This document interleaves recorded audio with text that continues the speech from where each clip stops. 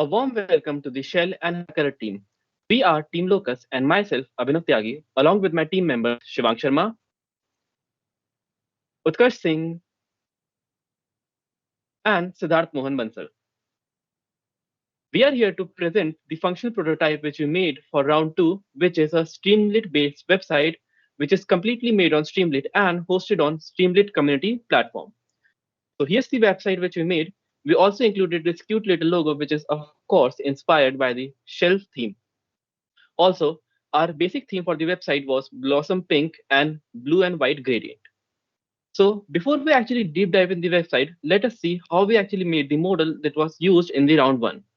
So the problem statement for us was that we were given with 5 component fraction, and for each of the component fraction, we were given 10 properties. That is, we had almost 55 features, and for those, we need to predict the final blend property, which will be attained by the composition. So one thing was very clear that these component features, along with their properties, will have a lot of interactions and non-linearity, as component 1 will definitely be somehow related with the component 1 properties. So for that, we started with the input data. We took the input data and we began with feature engineering. In the feature engineering, we made multiple interaction features, as I discussed earlier. For example, we made feature of component 1 into component 1 property 1, some min-max features, etc. All these features help our model to attain more of interactions and non-linearity. After this, we begin with feature selections. Of multiple features which we create in the previous step, we now had to select the top 30 features which helps us with which gives us the most information about the model. So we used light GBM, and with the light GBM, we've used the SHAP based top 30 features. We selected these for further analysis. After these top 30 features went through our ensemble model, which is simply 4 models: Light GBM, XGBoost, Cat Boost, and our custom neural network. Actually, it was a deep neural network. These 4 models, they made individual predictions for each of the 10 blend properties. So when this ensemble made the predictions, there were 4 predictions each for every of the blend properties. These 4 predictions were then went through the meta model, which combined all these 4 predictions into a single prediction using some weights, using some weights which it learned throughout the training. So on the basis of that, it linearly combined all the predictions into one single prediction. This single prediction then went for final adjustments and calibration using an isotonic regression. And this is how we achieved our final top 10 predictions for each of the 10 blend properties. So this was all about the model which we used in the round 1 and the models which we saved and further used in this website. Again, this is our team along with all the members. As you can see, most of us are from machine learning and data science background. So now I would like Utkarsh to take on the lead and actually explain the website details. Thank you, Abhinav. Hi everyone. I'll now explain the working of our prediction tool. So, in step 1, the user uploads a CSV file that contains information about fuel components and fractions. The system performs an automatic file health check which comprises of following points, like it validates that all component fractions should sum up to 1. It ensures it ensures the required columns are present. It checks if there are any missing or corrupted values. So for this we also added a very useful feature called load example data, which allows user to quickly test how the system works without preparing their own dataset. As you can see below, below there is a file health analysis section which consists of graphs. Here, a green bar means that the data is valid, and if there is any error in the file, for example, like fraction not summing up to 1, the graph would show red indicators to highlight the problem. So, for this, we can continue with the corrupted file. Uh, let's upload a corrupted file here. Here now, as you can see, there is a red indicator in the graph which depicts the file contains a null or any unhealthy value.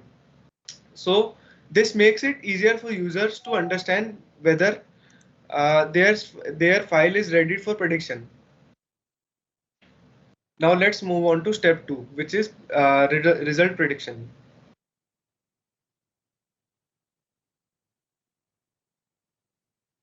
So once the data passes validation, we move to step 2, where the system generates predictions for 10 different types of blend properties of the uploaded samples. Now, here the column represents the predicted blend properties. The row corresponds to each uploaded blend value, or I can say ID. Users can sort the result in ascending or descending order based on their preference. They can also filter based on unique properties or analyze results component wise. Additionally, we have built functionality to identify components based on given minimum or maximum value, which quickly helps pinpointing extreme cases for further analysis. So finally, users can download the full results as a CSV file for deeper exploration. Hence, this structured pipeline ensures that our system is both user-friendly and powerful for researchers working on sustainable aviation fuel. Now, let me hand over to Shivang for furthermore analysis. Thank you, Utkarsh. Hi everyone. I'll now explain the working of the step 3 blend analysis and explainability tool. So when we arrive in at step 3, the first thing you will notice is that we have divided our section into three parts: overall analysis, single blend deep dive, and inverse blend design. These three sections are designed to help us move from just prediction to a deeper understanding of and explainability. So let me walk you through them in order. So if you see in overall dataset analysis, let's begin with the first section. So the purpose of this section is to give you a bigger picture, and it actually tells you what's happening across the entire uploaded data sets of Blend, and rather than focusing on any single one. So the first section in that is about distribution of component fractions. So the first visualizer helps us to here is to check us the distribution of component fractions across all blends. We use box plot to show how each component fraction is spread out. This helps us to answer three questions, which is which component are commonly dominated across blends, which one are rarely used, and where is the most variation. And for example, if component 1 has consistently high fraction, we know it's a backbone of most blends. But if the component 4 is very scattered, it tells us there's more flexibility in how it contributes. This view make it easy to spot patterns and irregularity across components. Now let's move to the next topic, which is the distribution of 10 predicted blend properties. And again, we have used box plot here, but this time for each blend property. The goal here is to understand the overall range, medium values, and outliers that might exist.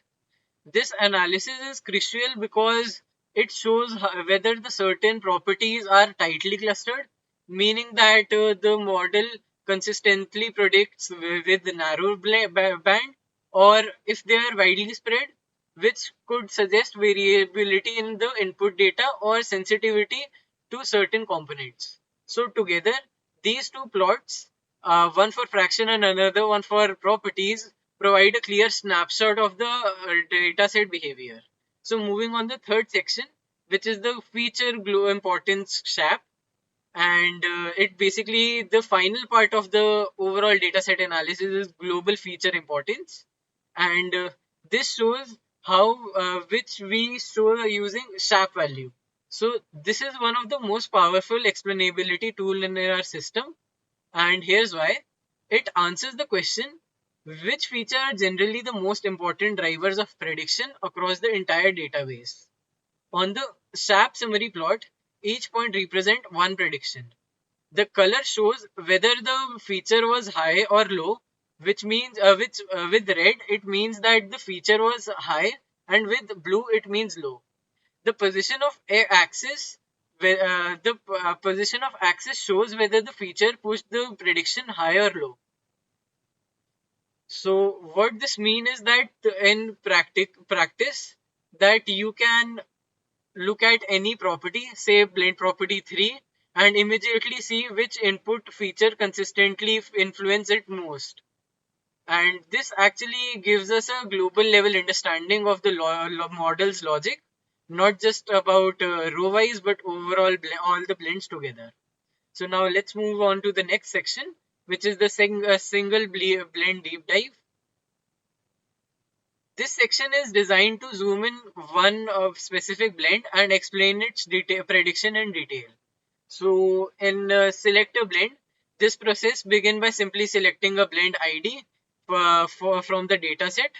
Once you do, we focus only on that one row, and then the selected row composition.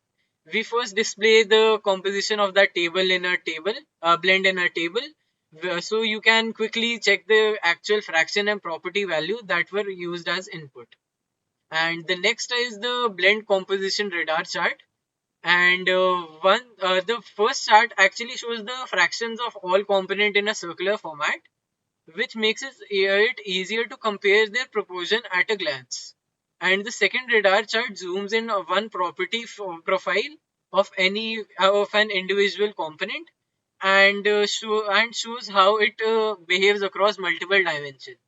Together, these two plots actually helps us to transform raw numbers into something that you can visually interpret it. Now let's move on to the prediction explanation. After that, we come to the section of prediction explanation, and this is where we explain why the model made its prediction for that specific blend. So we use SAP based plots here, and offer three different types of visualizers. First one being the waterfall plot, and in this waterfall plot, it is used to break down the prediction step by step, showing the exact distribution of each feature. Then we move towards the force plot,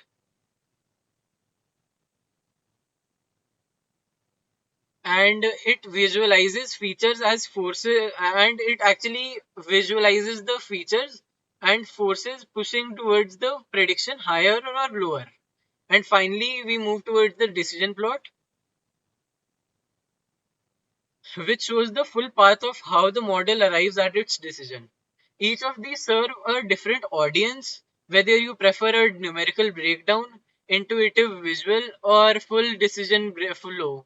You can understand exactly how the model reaches its result. So, and finally, let's move to the most powerful part of the deep dive, sensitive analysis. This feature lets the user pick a single component and then vary its fraction from 0 all the way up to 100. At each step, the model recalculates all the 10 blend properties, and let's first of all run the sensitive analysis. And if you see there, we are using parallel prediction, which is basically helping us to predict different blend properties throughout the same time to reduce our time taken. And it basically takes around 37 seconds to predict in a basic environment. And the result is an actually, and also we can, if you see, the result would basically come after 37 seconds.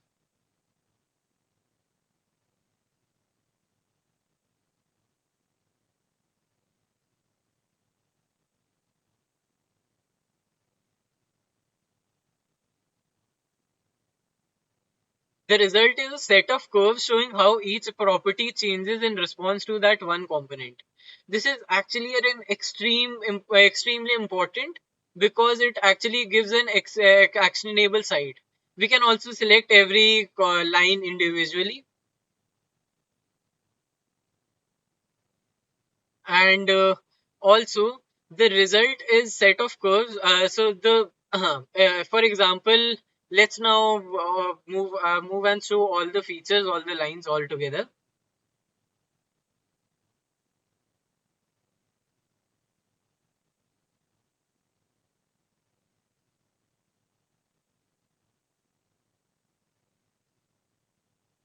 So, for example, if you see, if you increase the component 1 gradually, you can see how property 5 reacts, and there is actually you see a peak point in property number 5, and if you go to the property 8, it stay flat while other dynamically changes very sharply, and sometimes you even discover tipping points where a small increase in component suddenly causes a large jump in certain properties such as property number 5.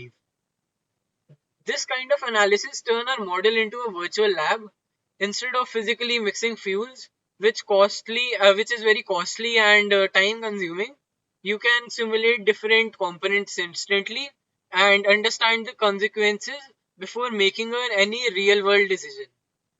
So now let me hand it over to my teammate Siddharth, who will take you to the third section, inverse blend property. Thank you, Shival, for going through both the overall blend analysis and the single blend deep dive. Now, I'd like to show you all the final and perhaps the most exciting feature of our platform, that is the inverse blend design. In this inverse blend design, we are actually setting our own custom blend properties. We select the blend ID and it will predict the composition of our blend as per those custom blend properties. We will first start by setting the blend IDs one as a blend string. And you can see that the blend property 9 is well below 0. And if we want to set it to 0 and want to know what component composition we require, this feature helps to predict it. Let's see this model in action. Uh, Suppose we set property 3 to 0.2 and then set property 6 to 1.3, property 8 to 0.75. Now we will start predicting the whole composition. It may take a while. So the system actually runs a multi-start optimization. It explores several initial guesses of component fractions. For each case, it predicts blend properties using AI model and measures how closely they match to our target.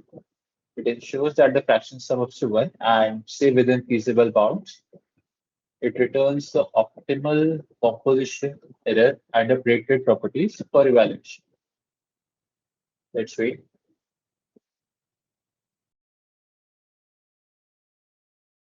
Okay, so here is the comparison between the target and achieved properties. You can see the targeted values for properties 3, 6, and 8, and the achieved values for the same. You can see there is a minor error, absolute error between those properties, and towards its right, we have a radar chart which shows the predicted and the achieved value by our model. Below, you can see the blend composition that is ideal for those changed custom blend properties. And this is our final composition. Okay, thank you, Siddharth. So thank you for the Shell team for being with us all this time. This was our final website, our whole prototype which we made about the information of our models which we used, etc. So thank you. Have a nice day.